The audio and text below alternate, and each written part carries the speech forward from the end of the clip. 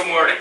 I'm Clark Alderman, Outreach Director, and we're having a little thing on fostering after 50. So information for grandparents raising grandchildren and fostering children after 50. So fostering after 50, featuring 4 foster parent ambassadors who represent the Central Region. I'd like to introduce Belinda Robinson, who's the Adoption and Foster Care Recruitment Supervisor for the Department of Children and Family Services.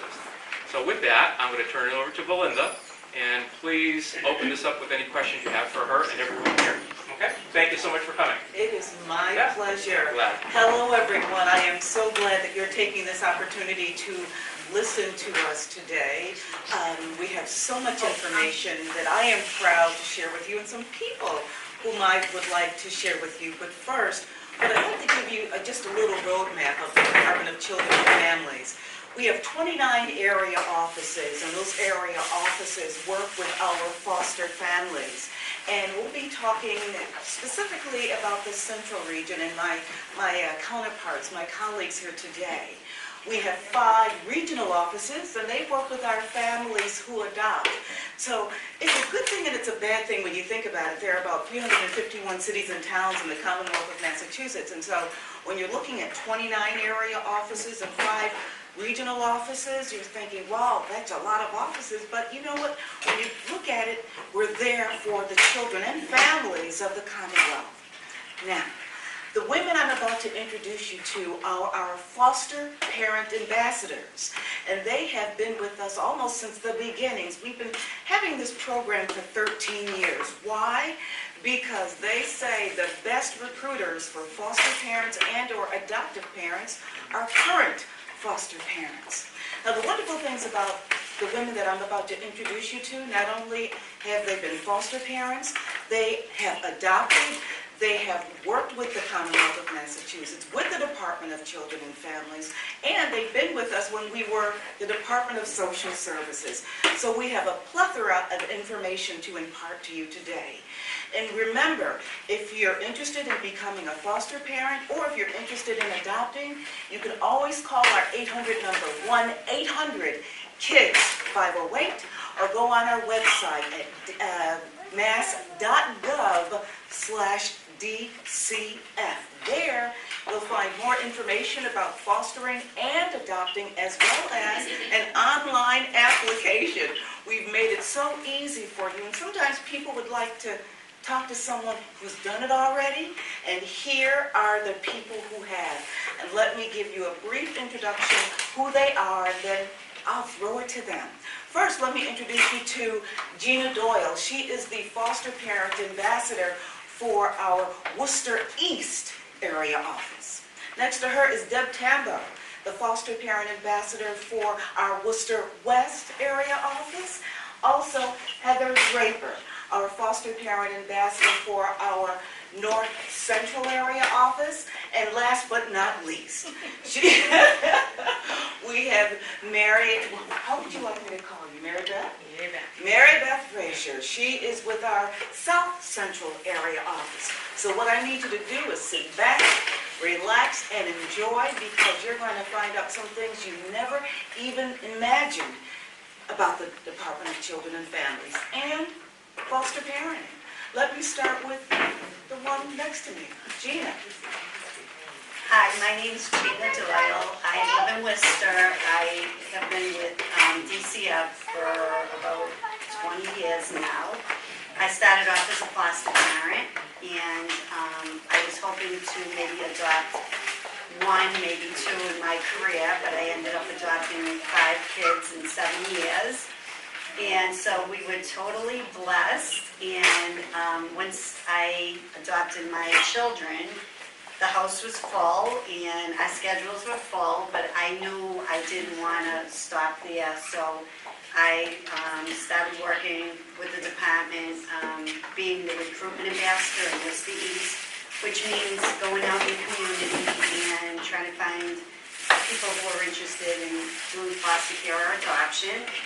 And I love doing that. We go to all kinds of fairs and festivals and wrap gifts at Christmas. We go to churches and schools. So I love doing that, the socializing and the opportunity to get to talk to people who maybe have heard of foster and adoption, but really aren't aware of like the great need we have and how easy it is to become a foster parent. Everybody feels like, I think it's great, I couldn't do it.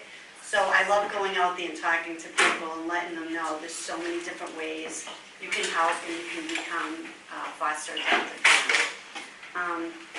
And then I also do MAP training there. We have classes, 10-week classes.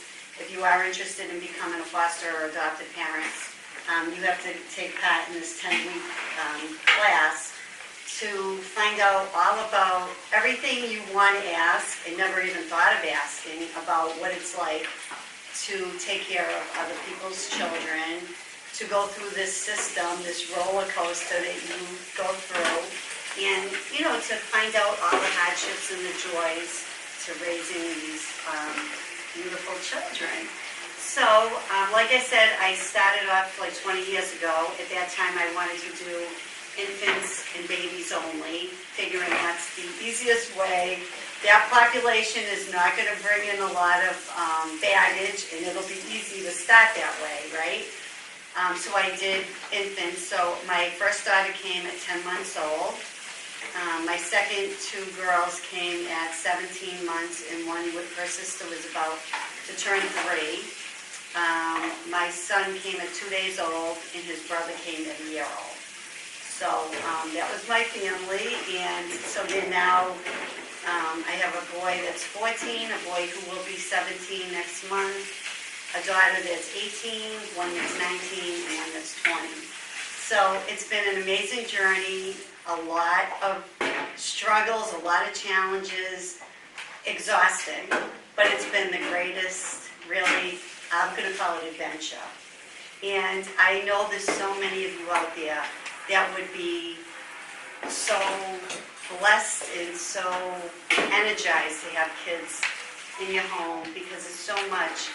They're so fulfilling for us. They really are. Like, I've experienced so much that I never imagined through these kids. So I just wanted to say that we need you guys desperately, and there's always a place. There's no age limit. There's always a place where we can fit into these children's lives. So I'm just hoping that if you're interested, please let us know. And before I turn it over to Deb Cambo, our foster parent ambassador for Worcester West, I just want to quickly tell you what the acronym MAP means. That's the Massachusetts Approach to Partnerships in Parenting. That's part of the licensing process when you become a foster and or an adoptive parent. And that's what Gina was talking about in terms of teaching and being participating in the licensing process. Now, Deb Tambo, another amazing thing about becoming a foster parent, it's amazing where your life starts. Deb Tambo started in law enforcement, and she is not only has she been a foster parent, has she adopted, she's also caring for her grandchildren, and she'll tell you more about that as we move along. But first, let me introduce you to Deb Tambo. Hi, thank you. So Belinda's accurate in what she's saying. I was with Massachusetts State Police, and a lot of my work involved children who had been abused, abandoned, neglected, children who didn't make it. And often we would go to court, and that would be the last time I would see these kids, and I would wonder what would happen to them. Did they go back to their families? Did they go somewhere else? Were they able to escape that cycle? And so after many years of doing that, I actually ended up getting hurt and had to retire. And at the time I was single and thought, I need to know what happens with these kids. And so I went to the MAP training as a single person. I'm married now, but at the time I went, my first daughter was placed with me when she was 6 years old, and she is now 30. So that's 24 years of actually being involved with the department from that point forward, but 10 years prior to that working with them with the children. And so together my husband and I, now we have 6 children in adoption. So my first daughter was 6. She was what they called selectively mute. She wouldn't talk. She was removed when she was 3 years old. Her birth mother was actually the aggressor, and she had other siblings, but she was placed with a family who did foster care for 3 years, and then she came to me. And very, very shy, beautiful girl, blonde hair, but low self-esteem. She would hide under tables. She would hide in between spaces. It was just, and she said very few words when she first came. I have to credit the other family with actually helping to draw out her language. Now I joke about the fact that she doesn't stop talking at all and telling me what to do. But this young girl who was so traumatized and so hurt by everything that happened is now 30 years old. She has her master's in psychology, and she is working with other children, 13-year-old girls in a residential program. So what happens is they grow up and they become contributing members of society, but they're good people. So when she was 6, the adoption took place, and about 5 years later, we ended up adopting a brother and sister who were 13 and 11.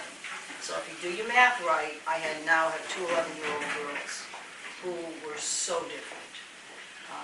And that's when my police skills came in, because they shared a room together, but they didn't get along. Because the first one was very grown up, and the second one, my daughter just came in, was very, needed to sit on my lap, very needy, very, and the older one, well, she actually isn't older, she's 2 months younger.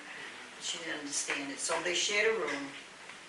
So I had to literally put caution, do not cross police line across their room, so that they would come out the door, but neither one would cross each other, because they would just start yelling at each other.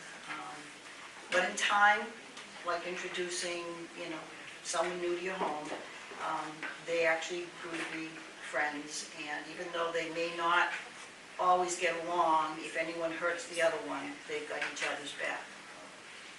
So that now put me with 2 11-year-olds and a 13-year-old son. Very, very shy. They were also, those 2 were 2 of 4. The other 2 sisters were with another family. We elected an open adoption with that one, not the first, because the mom was not abusive.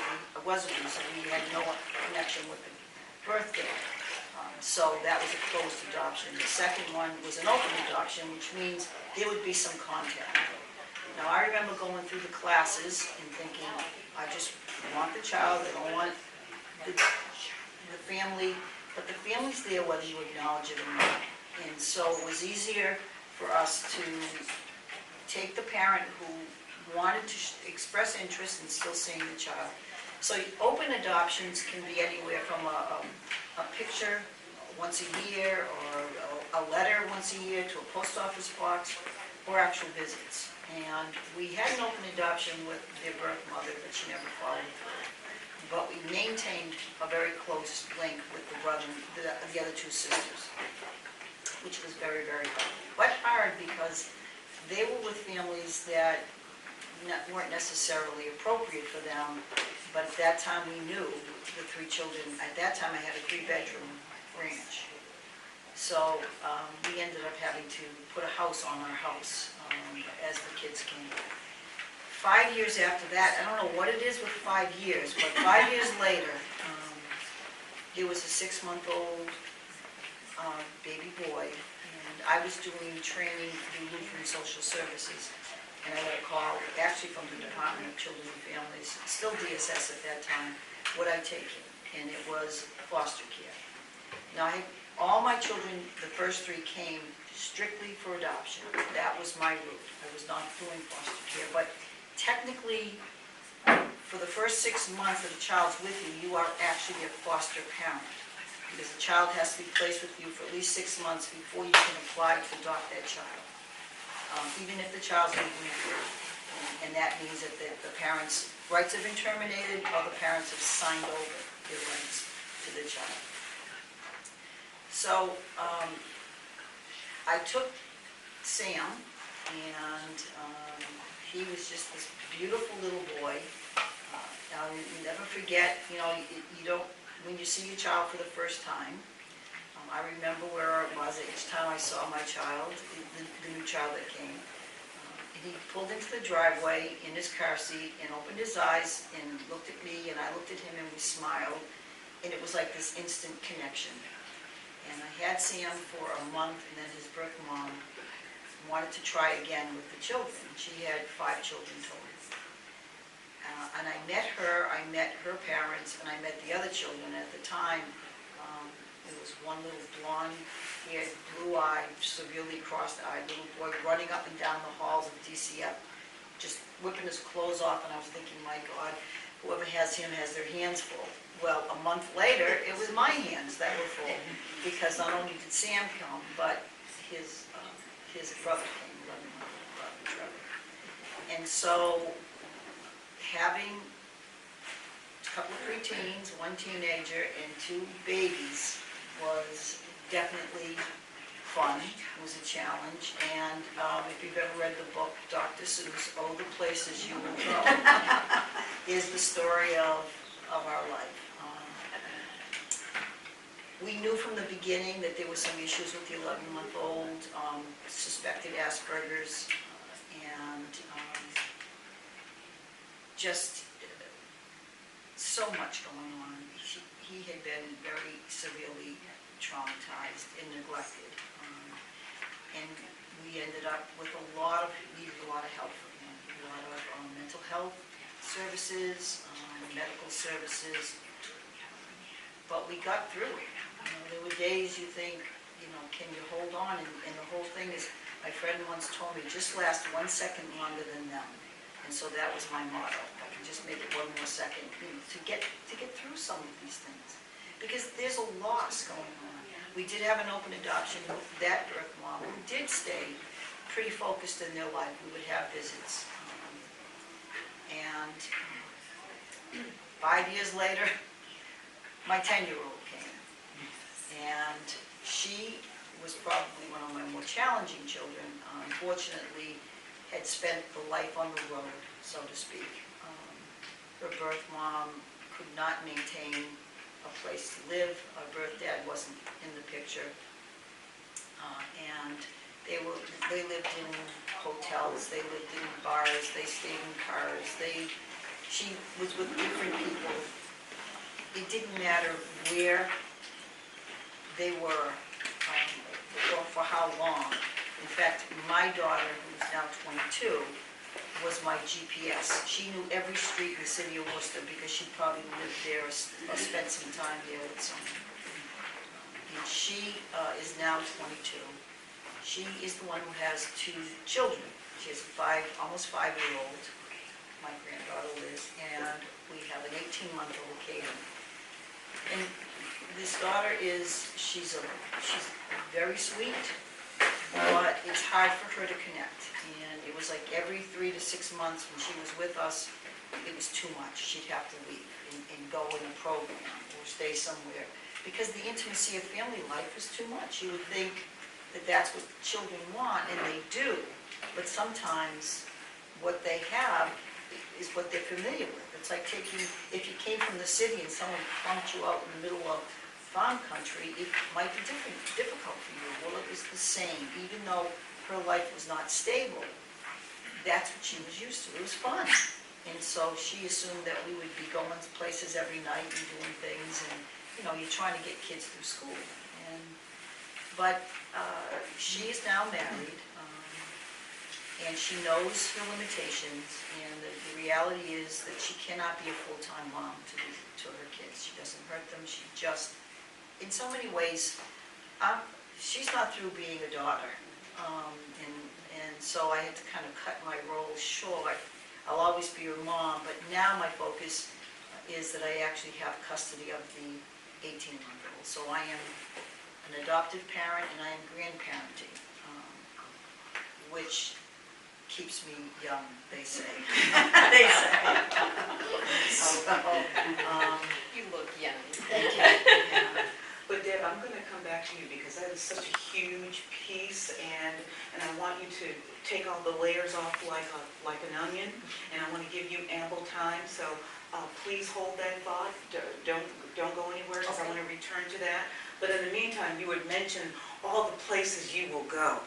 Well, we're going from corporate America to being a foster parent. Heather Draper is our foster parent ambassador for North Central, and you started in corporate America. I did. So I actually have 4 biological children, 9 grandchildren. So when my children were raised, I worked my way up through UMass Medical in Worcester, and then lived in Connecticut for a while, where I was the executive secretary to the CEO of a private radiology company. Back in 2014, we moved back to the state of Massachusetts, thanks to the journey, and the man upstairs knew that we needed to be in Massachusetts. We moved in May. In July, my granddaughter was born. She was born addicted to opiates. The day she was born, the Department of Children's and Families took custody of my granddaughter. She had to spend 2 weeks in UMass NICU getting methadone as a withdrawal off her opiates. She would get daily tests to see how much she would need. So she was born in July. August 1st, my husband and I took her home. DCF said to us, "Oh, it's going to be a quick visit. Your daughter is right on track. She's doing what she's supposed to do." Because DCF and the social workers give these bio parents step-by-step instructions on what they need to do to gain their children back. It's almost like a template. If they need even phone numbers, they'll get the phone numbers. They'll tell them where to go. So my daughter came out of the gates strong. Then she would fade into the woodwork. She'd disappear for a while. That's when we knew the drug use was up. We had no idea. She was a very high-functioning drug addict, her and her husband. They would go to work every day because they had to. If they didn't go to work, they didn't have their money to buy their drugs. So fast forward to today, she's a happy 4.5-year-old little girl.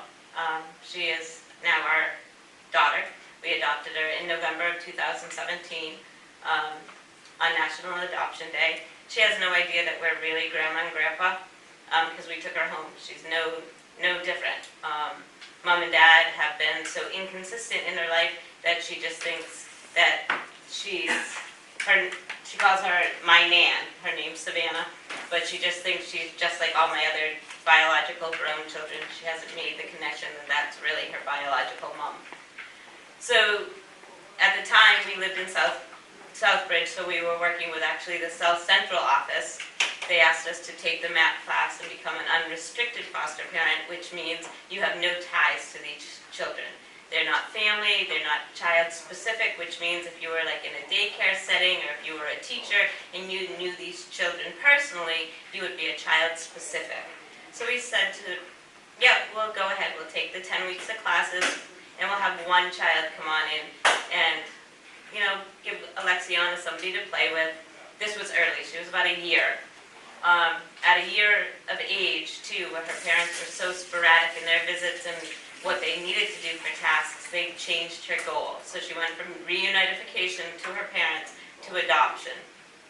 And so that is when I decided that corporate America needed to stay behind and I needed to raise Alexiana.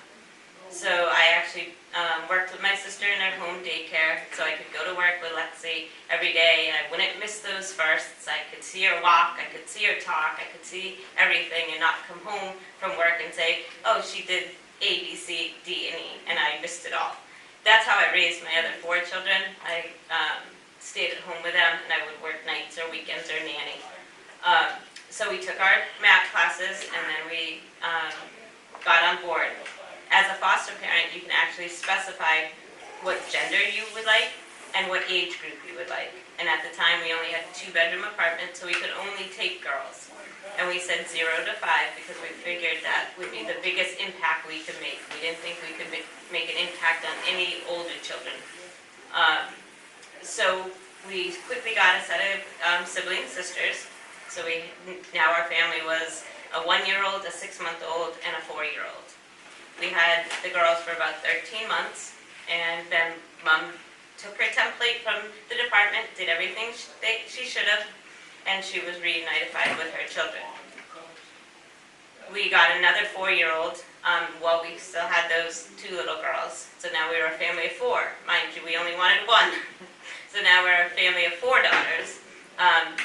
This little 4-year-old's mother actually passed away while she was in the care of the department.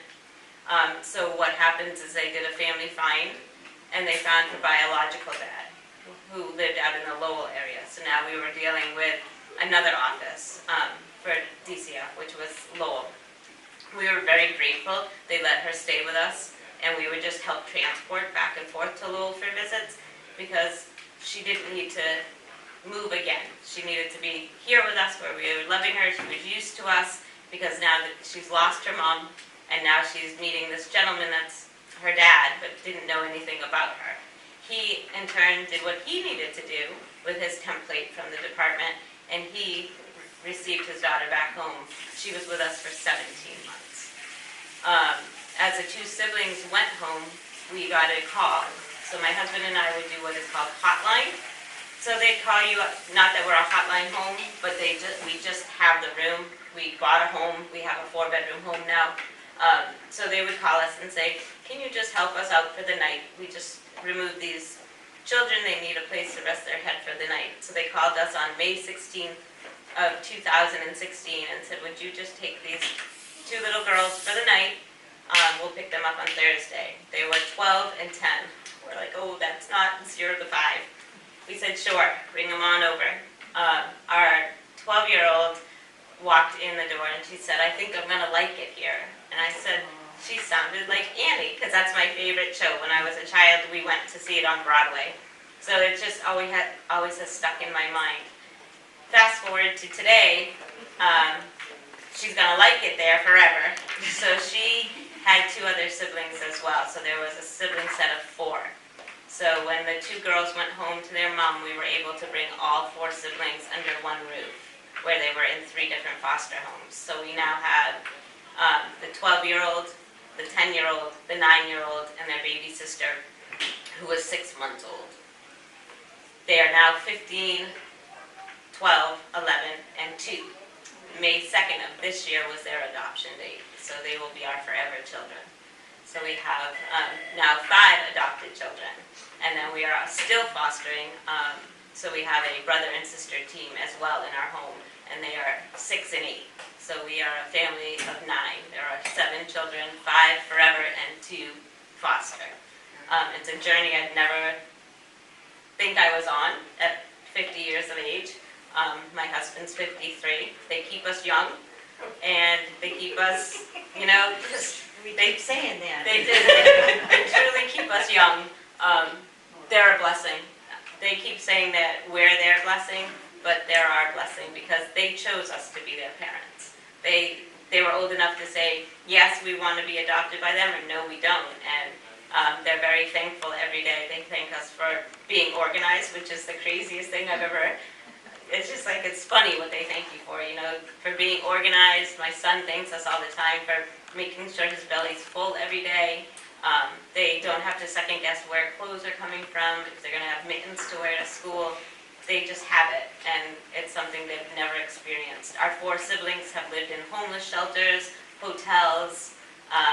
Their main staple of food was a mustard sandwich.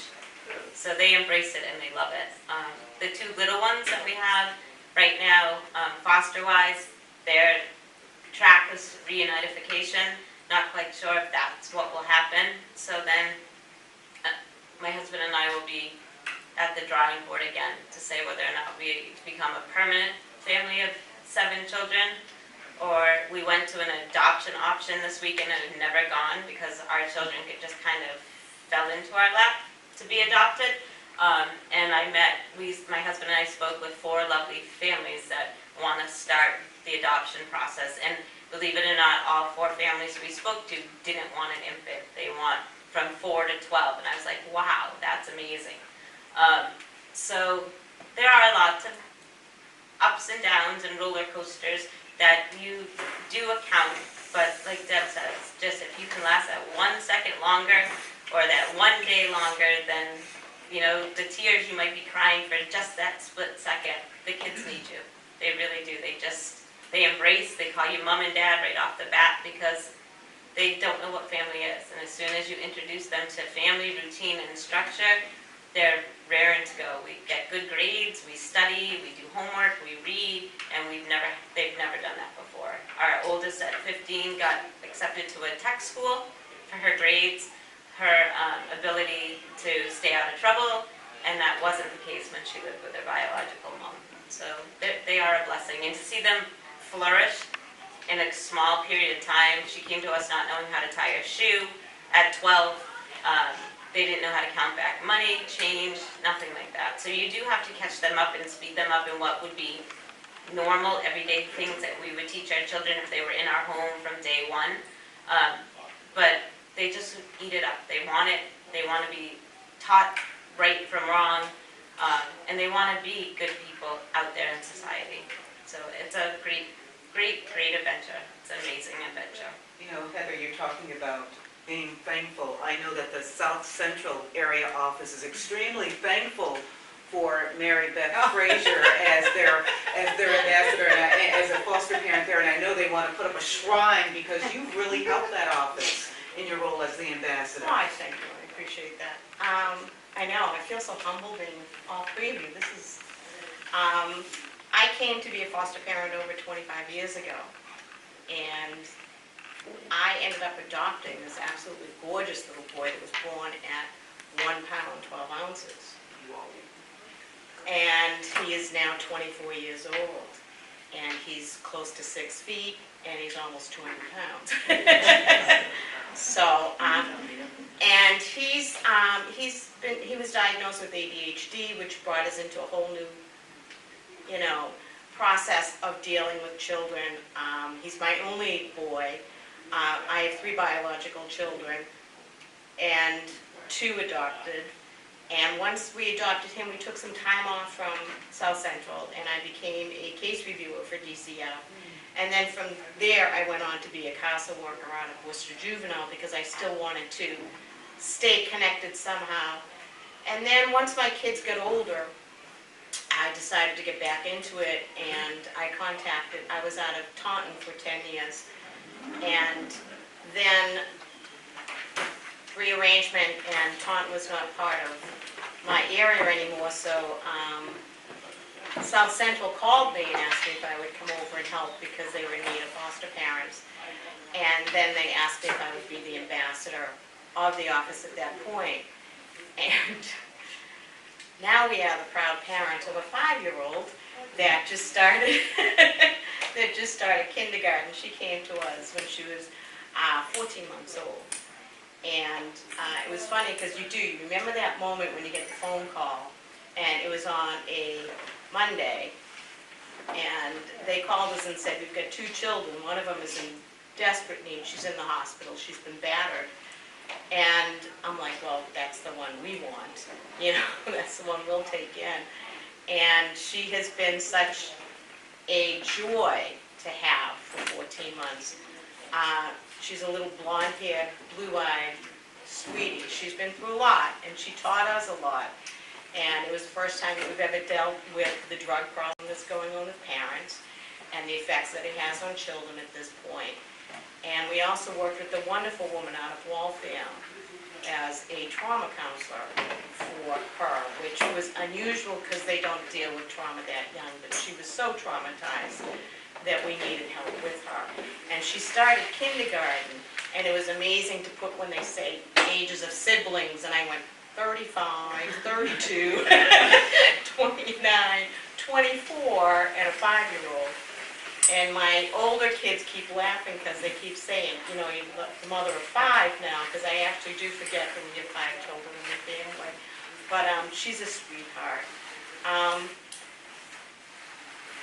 What I did was I closed my house after her because she needed the time to have just us as a family to bond with, and I'm in the process of reopening the house at this point.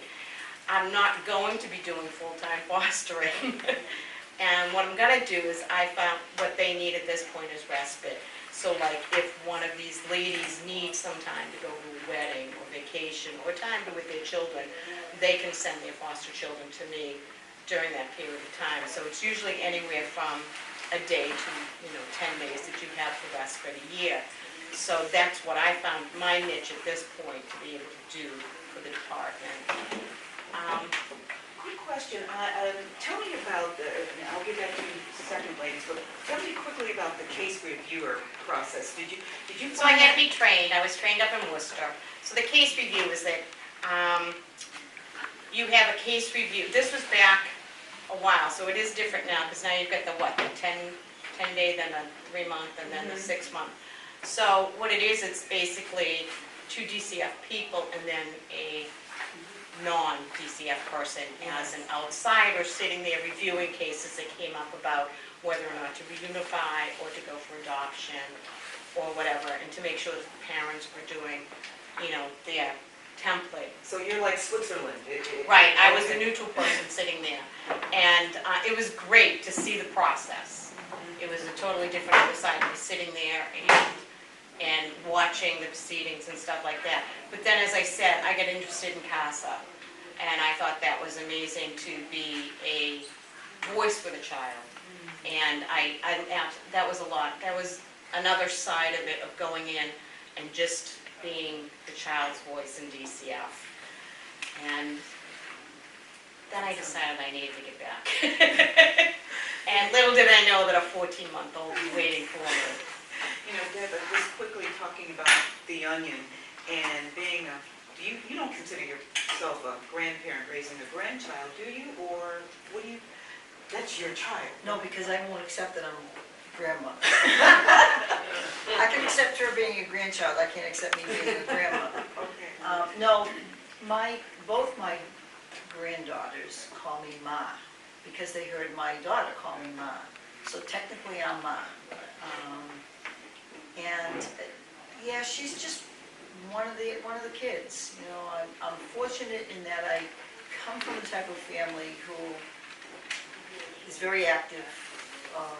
Longevity, my dad's 91, and so I think of her as I do my other children, and it is true. My oldest is 32, and then I have 2 that are 30, but they're 2 months apart, and then I have one that's 18 and 17, and now I have the 18-month-old.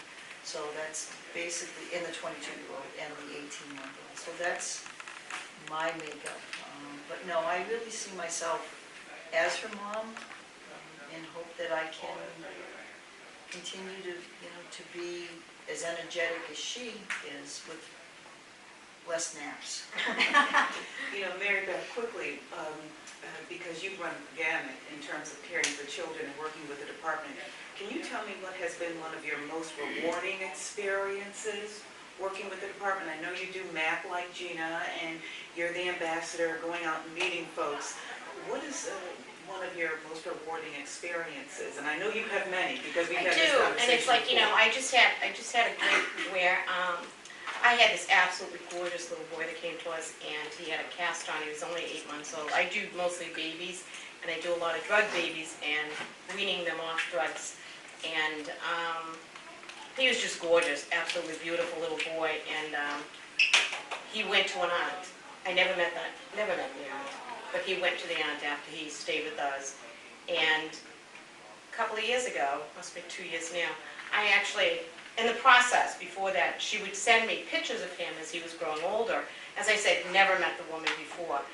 And it was gorgeous to absolutely see how beautiful this young boy came. And then 2 years ago, she wrote to me and asked me if I would come to his adoption. And I was like, wow, of course I would be there for the adoption.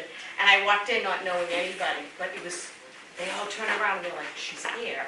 And I'm like, I felt like a celebrity.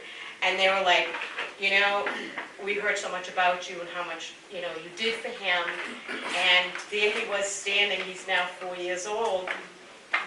And it's like, he's looking at me like, I know you, but I'm not quite sure. And he actually came over and sat in my lap to have a picture taken. But it was like, she came up to me and I said, thank you so much for all you've done. It was great to see, because a lot of times we don't get to see once they leave the house. You know, and it's a personal choice. Some people are like, you know, I don't want that part of his history or her history, you know, that type of thing. So it's like, it's very rare that you get someone that wants you to stay as the foster parent in his life. And yeah, she turned around and said, you're the only person that I felt cared for him. And I was surprised. I'm like, what do you mean? And she turns around and she goes, because you sent a little, and I do, what I do is I send a little day by day with my babies going in the life of, and it goes with them, and I didn't realize people actually read it. But to me, it made me feel better. And she said, you were the one that told me to put the giraffe in his crib with him and play the music, because that's how he went to sleep at night. And it was like, oh my gosh. I have another one that I'm his godmother. I was asked to be his godmother. And she was so proud, she told everyone, she goes, I'm probably the only one that had a kid that came with a manual. And it's like, oh my gosh. But yeah, there's so many good. As I said, I've only adopted 2.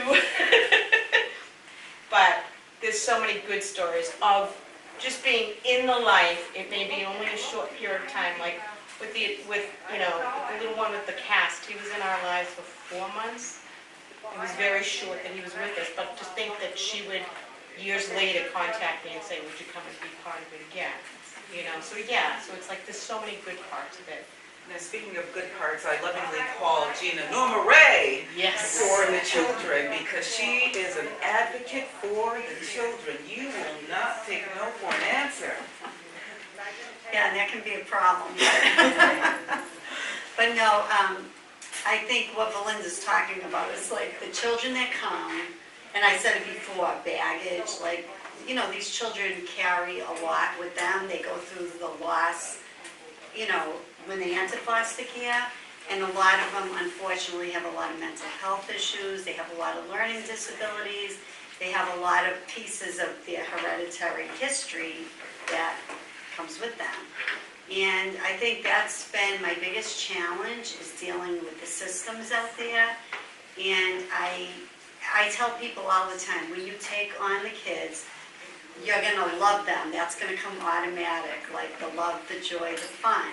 But there's so much, and we really need to stand up and really fight for our kids, because they have had so many losses. They suffered a lot of trauma. And it's really our job to help them navigate what's out there and what's available for them. And unfortunately, I think we're just starting to get to that point where people are really stopping and listening and realizing, yes, these kids, these aren't behaviors. This is like trauma. This is loss. This is not a child acting up. This is a child reacting to everything that's happened to them. And I know we all work hard to get on committees where we are heard, like with EMH, emergency mental health, with you know, the school systems, with everybody that deals with our children, with pediatricians. We just have to let them know our kids deserve and they need so much help around them. Like, you know how they say it takes a village? It really does. Like, They really do need advocates. they really do. And it's hard, like, kindergarten, I have to tell you this great story. Fight or flight, when you've got a child with trauma, fight or flight, it's like, you know, that's all they know. It's like either they're going to run into a corner, or if you step into their space, they will hit. You know, when you're brought up with, you know, being a battered child, that's normal. And my 5-year-old hit a child in school. I was like, all right, wasn't only one. And how bad was, you know. And the adjustment counselor, who I had spoken to last year, I drove up to pick up, and she looks at me and she goes, I just want to let you know. She says, I wrote out a, you know, statement, form, whatever you want to call it, that everyone received that is around your child to understand fight or flight. Because what they did was they yelled at her and told her to keep her hands to herself. And I was trying to explain to the teacher, you've got to understand a 5-year-old, she wants to please you. But if someone steps on her spot or pushes her, they're attacking her. And the teacher was like, what? You know, so it's very hard to educate, you know, but this is what, you know, and it's like, I think what we're seeing is more children going into school like this, where they're coming from drugs, or they're coming from, you know, and her battering was from drugs, you know, it's like her mom was drug addicted. So it's like, you know, this is what our schools are facing, but I'm so glad that I felt like, oh my gosh, I don't have to fight this by myself. I've got this wonderful woman standing here that understood it and said, let me do it in the school for you, which was like, thank you, thank you. You're right. But yeah, You're you right, know, it's absolutely. very hard. It's very hard because this is what's coming up. You know, as I was saying, we were saying the other day, it's like, you know, we had the alcohol, the fetal alcohol that we were dealing with. Now it's drugs. And as you said, some of these parents really hide it well. You know, when it's like, you know, even when it's your own child, you don't realize it, but you see the neglect in the children.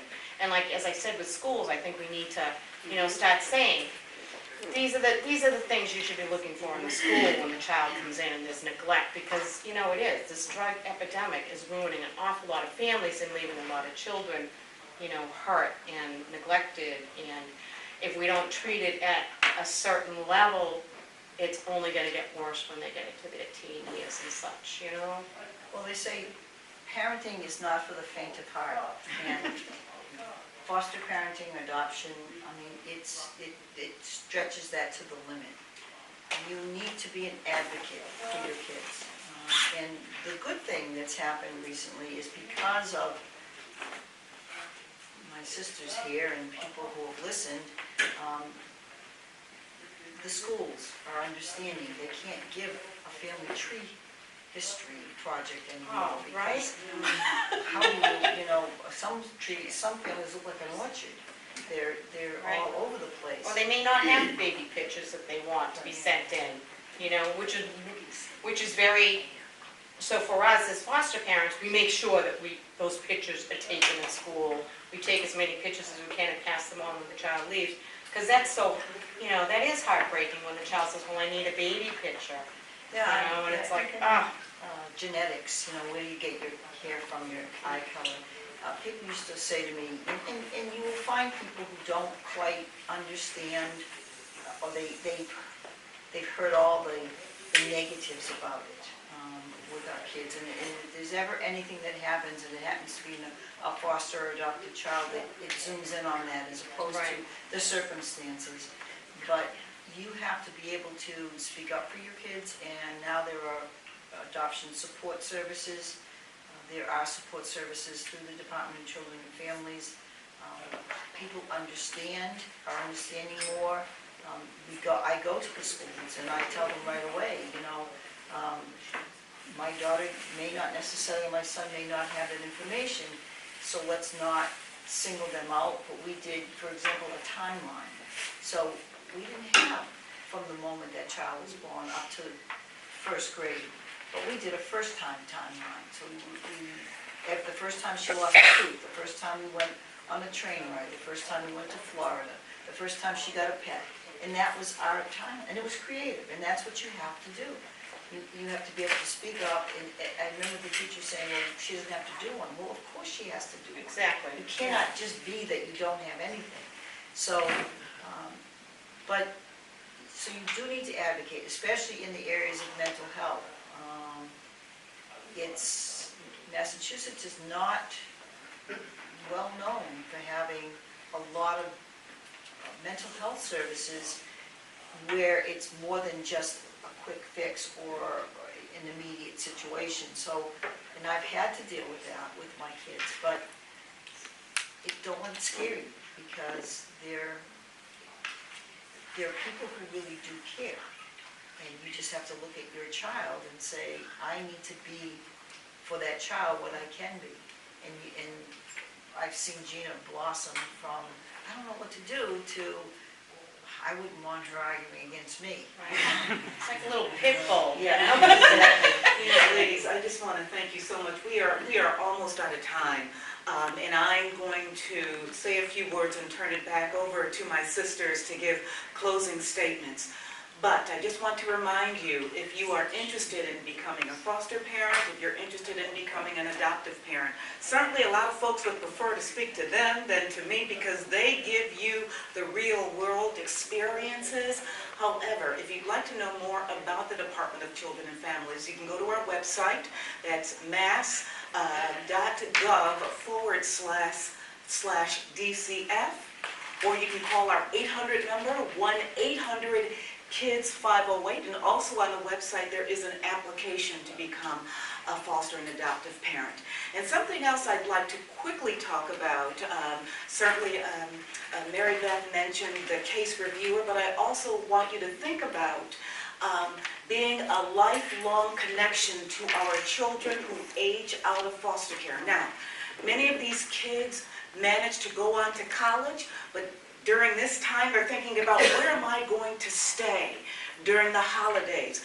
Many of them sofa surf, couch surf, but there are a lot of folks who would say, come into my home and stay with us while you're enjoying your vacation from school. Also, some of these teens, you might think 18, 19 is an adult. Think about when you were 18 and 19-year-old. Remember? You still needed help signing leases. You needed help on looking for a car, turning on lights, turning on the phone. So we also encourage you to consider becoming a lifelong connection. I'm Belinda Robinson. It's been my pleasure spending this time with you. Now, before I say goodbye, I want to have my friends give a closing statement. Okay, well, I was really going to say what Belinda just talked about. I just wanted to say for everybody out there that is listening and thinking, can I do it? Should I do it? Please give us a call. Talk to us. We're so open about sharing. But I just wanted to remind you guys of what Belinda was just speaking of is the older children, the older kids that are aging out and how important it is when you think of like calling your own family members, your sister, your mother, like, you know, I have two biological older kids that I always relied on my family to help me out. These children are 18, 19 years old and they don't know where they're spending holidays, or they don't have anybody to call to tell them how to write a check or to help them on all these big milestones, even graduations and proms. So just think of that, because if you don't think you could like commit to a full-time kind of living situation, there are so many kids out there that would love to have a family. So just keep that in mind. Thank you guys so much, and please give us a call. I'd like to just add too, that if you do pursue this, you will find out that there's no age discrimination as far as how old you are. There's a minimum age. There's also, you can be single. There's nothing that stops you from either sexual orientation. If you've got a place, you don't have to own your own home. You just have to have the minimum, now it's 100 square feet for one bedroom, that the child would have their own bedroom. And there are different types of foster parenting. There is the respite, where someone would take the child for a short amount of time. There is overnight, hotline beds. There is long-term, and you can go from fostering to adoption. So I know if my kids were here, they would say, please think about it, and thanks for keeping them, these kids out there, as part of the family. I just want to close by saying some of it might sound scary. You might have some questions, and I think once you get your feet wet and get into it, all those fears kind of just disappear. You become just the parent, whether you're the adoptive parent or the foster parent, everything just flows. So what we say to you might be overwhelming and scary, but don't let it deter you from helping these kids. There's so many kids out there that just need help, older ones especially. Everybody wants the littler ones, but the older ones need just a companion. I mean, you can mentor. There's just so many different aspects. If you're not able to foster, you can still help these kiddos. Also about that, I knew that there was a few church members that had come forward to get quarried.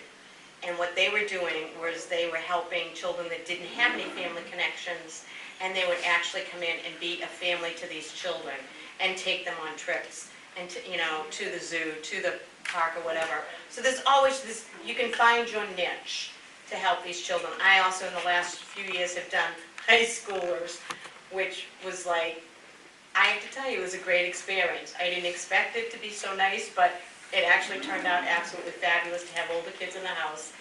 And all they needed was that space to get through school so they could get to college. And it's like to be able to help them and to help them weave their way through that was another great experience for us too. So there's some niche that you can find by helping these kids. And all they really want to be is to be loved. They want to be loved, they want to be respected for who they are.